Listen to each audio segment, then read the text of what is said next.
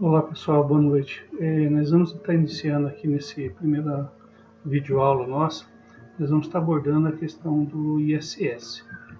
Dentro da nossa disciplina Planejamento e Contabilidade Tributária, nós temos o imposto sobre serviços de qualquer natureza. Então, de acordo com o nosso plano de ensino, nós precisamos estudar os conceitos básicos, a base legal, os contribuintes, base de cálculo, alíquotas, período de apuração e também vamos falar um pouquinho sobre práticas de contabilização.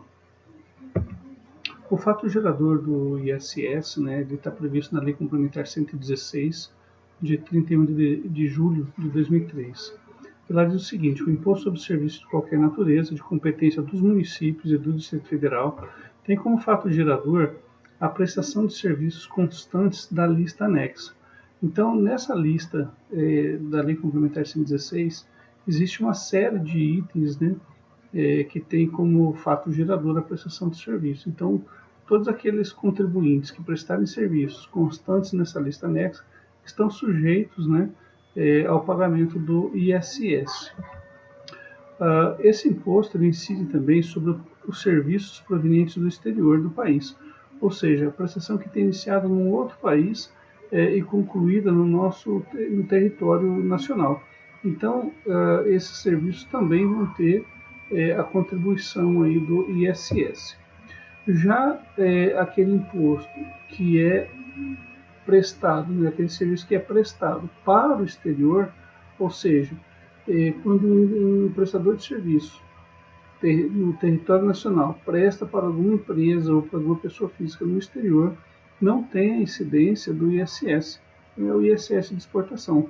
Então, essa tem uma previsão legal lá na Constituição Federal, a gente já estudou isso aí lá em direito tributário, legislação tributária, E então todos aqueles tributos que incidem sobre o faturamento das empresas, seja lá o IPI, o ISS, que é o caso que nós estamos estudando aqui, o ICMS, o PIS, o COFINS, todos eles não têm incidência na exportação. Então, por quê? Porque o governo criou esse mecanismo para que a gente tenha o ingresso de divisas no país, e assim baixando o preço do nosso serviço ou do nosso produto lá no mercado externo. Uma outra questão do fato gerador é que é o seguinte: a prestação de serviço em relação de emprego, ou seja, trabalhadores avulsos, diretores, membros de conselho consultivo ou de conselho fiscal de sociedades e fundações, bem como dos seus sócios, gerentes e dos gerentes delegados, não tem incidência. Então, é porque quando é relação de emprego, nós não vamos ter a incidência. Então, na exportação não tem incidência, e quando tem uma relação de emprego, como essas atividades aqui elencadas, então a gente não tem incidência do ISS.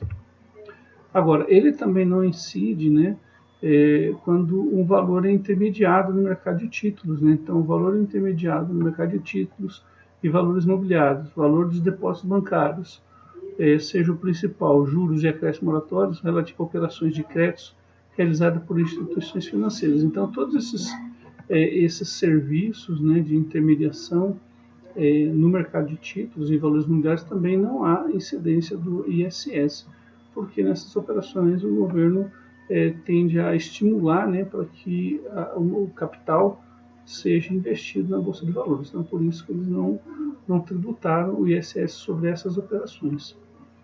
Agora, o fato gerador, a gente considera ele realizado, ou seja, prestado, e o imposto devido no local do estabelecimento prestador. Então, a maioria dos serviços de ISS, ele é recolhido no local do estabelecimento prestador, ou seja, o estabelecimento está onde? Está em Bauru, então é em Bauru que vai ser recolhido. O prestador de serviço está com o seu estabelecimento em Lençóis, em São Paulo, então vai verificar aonde está o domicílio dele, aonde que ele está estabelecido, e aí vai ser recolhido o ISS.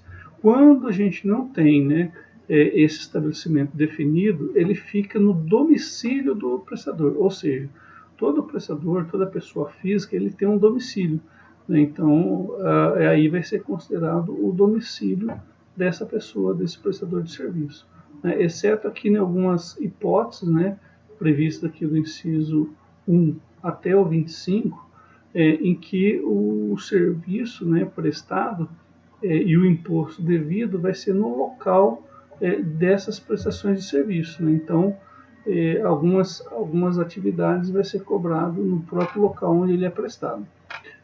Então, no caso do estabelecimento do tomador ou do intermediário do serviço, ou na falta desse estabelecimento, onde ele estiver domiciliado, né? Então, na hipótese aí do parágrafo 1º do artigo 1º da lei complementar. Então, na falta do estabelecimento, né? Então a gente não tem o estabelecimento, mas tem o domicílio. Então, aí vai ser cobrado no domicílio desse prestador de serviço. Quando eu faço a instalação de andaimes, palcos, coberturas e outras estruturas, né, essas atividades aí são descritas no subitem 3.05 da lista aí da Lei Complementar 116. Então, nesse caso dessas atividades, o ISS é devido no local onde são realizadas essas atividades, por exemplo, de montagem de andaime, palco, coberturas ou outras estruturas para shows. Então, aí modifica, em vez de cobrar no local do estabelecimento, é cobrado, né, o ISS no local onde é efetivamente prestado o serviço. No caso também de obras, né, de execução, por exemplo, do subitem 702 e 709, né, dessa lista anexa, por exemplo, obras de construção civil, de hidráulica, elétrica, né, e outras assemelhadas, sondagem de terreno, né, então você vai fazer lá, quando eles vão fazer a construção de um prédio, eles têm que fazer a sondagem do solo, para ver se aquele solo é compatível, quanto que ele aguenta de carga, né, para eles poderem dimensionar a estrutura dos prédios, né. Então, esse tipo de serviço também, né, o ISS é cobrado no local onde ele é executado. Perfuração de poços, escavação, drenagem, irrigação, serviço de terraplanagem, pavimentação, concretagem, instalação e montagem de produtos, peças e equipamentos. Então, todos esses serviços, eles são devidos o ISS no local onde eles são prestados efetivamente, tá? Então, existem aqueles que a gente falou que são prestados, o serviço é prestado e cobrado ISS no local do estabelecimento do prestador, e esses aqui que nós estamos abordando agora, né, eles são no local onde é executado o serviço. Então, aí o município onde é feito o serviço que cobra o ISS. No caso também das obras de demolição, dos serviços descritos no subitem 704, também o ISS vai ser devido no local onde é executada essas obras. Também no caso de edificações em geral, estradas, pontes, portas e congêneres, reparação, né? Então o serviço de reparação está fazendo ali uma reforma, uma adequação nessas estruturas, né? Desses prédios, esses edifícios, estrada, pontes, portas, etc. Então também o ISS é devido nesses locais onde são executados esses serviços, e não no local, no estabelecimento do prestador. Quando eu faço serviço também agora de varrição de rua, coleta de lixo, remoção, incineração, tratamento, reciclagem, né, separação e a destinação final, né, do lixo, dos rejeitos e outros resíduos quaisquer, também o ISS é devido nos municípios, né, onde esses serviços são efetivamente prestados. E quem são os contribuintes do ISS? Então, os contribuintes são os prestadores de serviço. Então, eles são as pessoas, né? Então, um médico, um dentista, um advogado, um contador como nós, né? Então, nós vamos recolher, né, o ISS para o município, né, onde a gente está, por exemplo, estabelecido. Então, os contribuintes somos nós, prestadores desses serviços. A base de cálculo sempre vai ser o faturamento.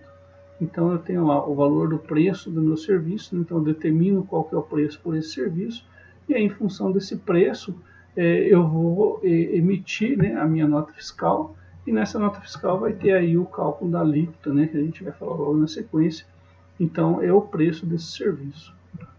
E aí, quando eu tenho, né, serviços descritos no item 304 dessa lista, ou seja, se eles forem prestados no território de mais de um município, a base de cálculo será proporcional. Então, isso é muito importante, né? Então, aqui, alguns casos bem específicos, né?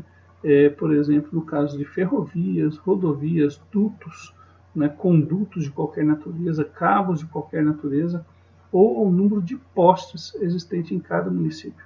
Então, quando a gente tem lá, um exemplo, né? Eu tenho lá um duto que está trazendo, por exemplo, um gás, por exemplo. Então, se eu for cobrar pela prestação de serviço de distribuição desse gás, se ele for tributado, esse duto, né, que vai estar passando por essa tubulação, então ele vai cobrar de acordo com a extensão. A ferrovia, né, a rodovia, então a gente tem a rodovia aqui, tem os pedágios, né, então é proporcional ao serviço, né, isso que vai ser cobrado, o ISS, dessas empresas prestadoras, proporcional à extensão, no caso da rodovia, da ferrovia, tá bom?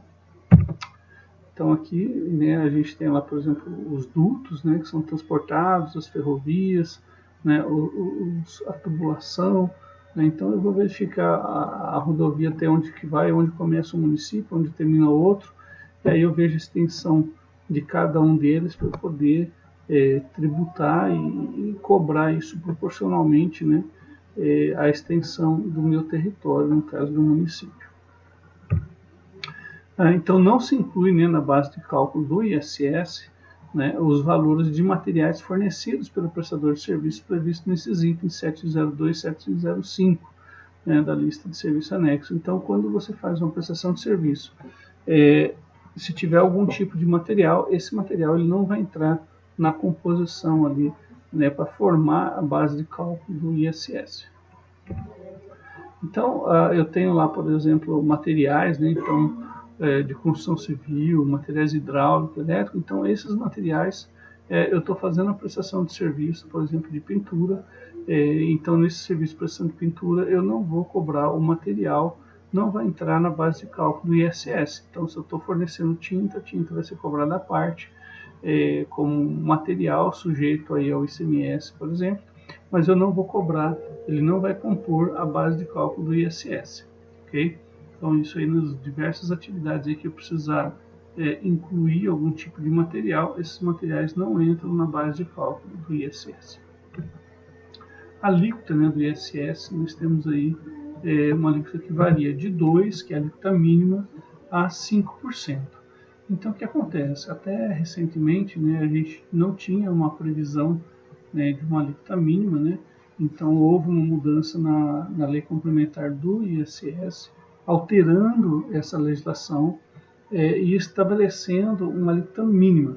Então, o que acontece? Aqui em Bauru, por exemplo, como em outros municípios, existem alguns descontos, né, no recolhimento do tributo, ou mesmo descontos por você teria incentivos ao esporte amador, aqui no caso de Bauru, incentiva as empresas terem profissionais que sejam, por exemplo, portadores de alguma doença, né, ou melhor dizendo, alguma dificuldade de locomoção, algum tipo de deficiência física, né? Então essas empresas têm desconto no pagamento do ISS. Então o município de Bauru ele estabelece lá, através da legislação, que essas empresas terão desconto financeiro, no caso de 5%, por profissional, limitado, por exemplo, a 6 profissionais ou a 30%.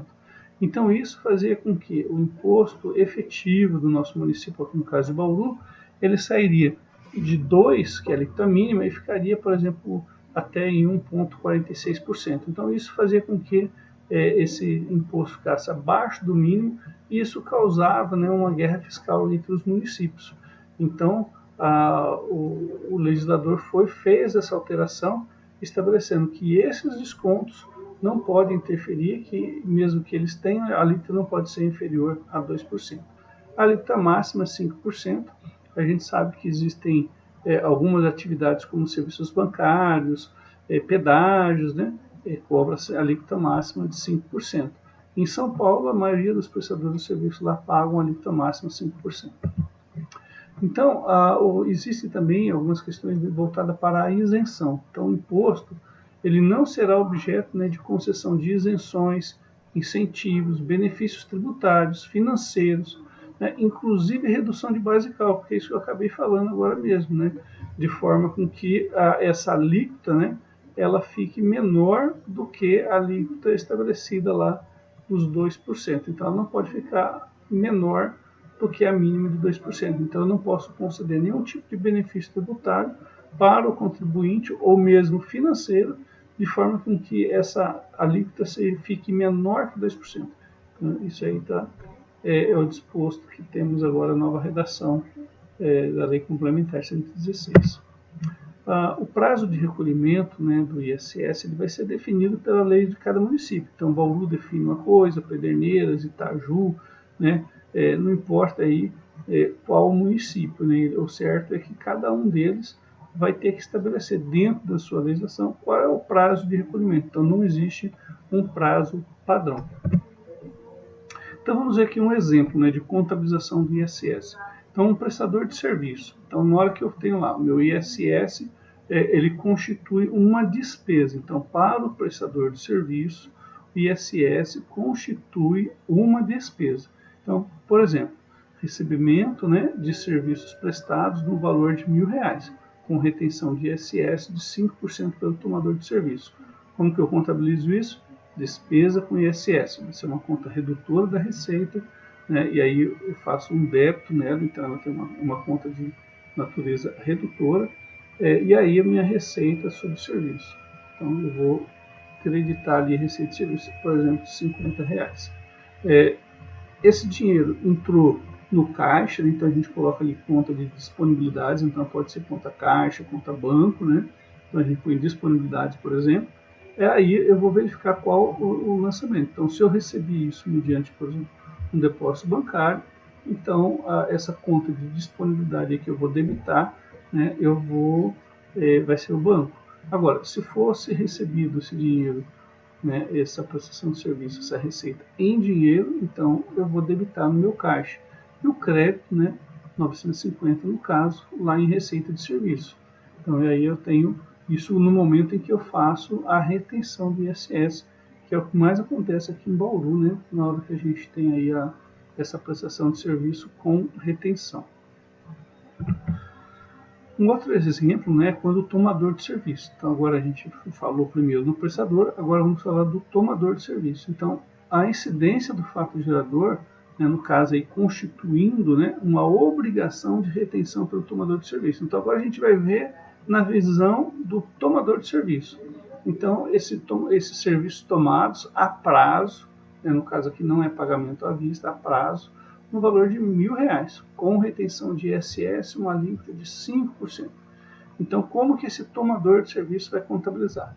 Primeiro, despesa de serviço prestado por terceiros, contra serviço de terceiros a pagar. Então, uma conta de passivo, né, e uma conta de resultado. Então, essa despesa de serviço prestado por terceiro vai ser uma conta de resultado, que vai transitar lá pelo DRE da empresa.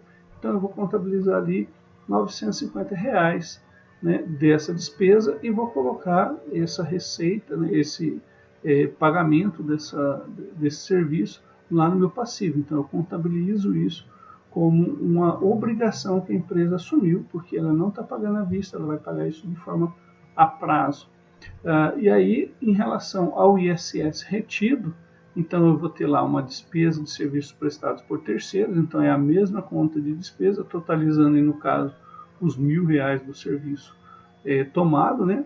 E vou ter lá uma obrigação agora de recolher o ISS. Então eu vou contabilizar isso, né, no meu passivo como ISS a recolher sobre o serviço do terceiro. Então agora a gente viu como que eu contabilizo isso na visão do tomador de serviço.